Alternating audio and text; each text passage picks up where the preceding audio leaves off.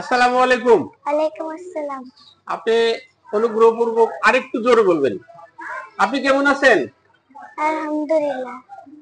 আমাদের বিকল্প শিক্ষার 19 নং পৃষ্ঠায় 7টি উপদেশ আছে। উপদেশগুলো আমাদেরকে এখন শোনাবেন। ঠিক আছে। বলুন।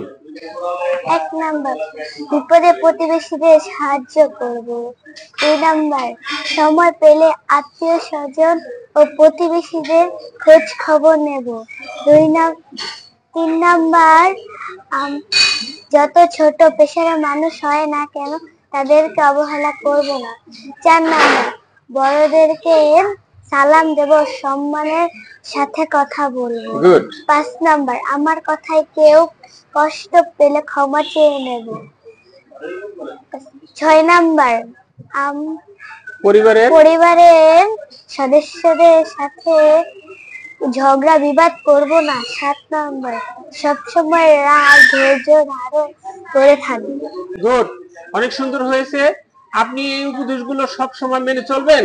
হ্যাঁ। ভুল হবে না তো? না। আপনি নিজেও মেনে চলবেন, আপনার বন্ধু এবং আপনার পরিবারের যত সদস্য আছে সম্ভব হলে সবাইকে এই উপদেশগুলো মেনে চলার জন্য অনুরোধ করবেন।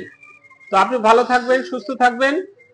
আমাদের এই অনুষ্ঠানে অংশগ্রহণ করার জন্য আপনার জন্য ছোট্ট একটি গিফট আছে, আপনি গ্রহণ করুন। ভালো থাকবেন। আসসালামু আলাইকুম।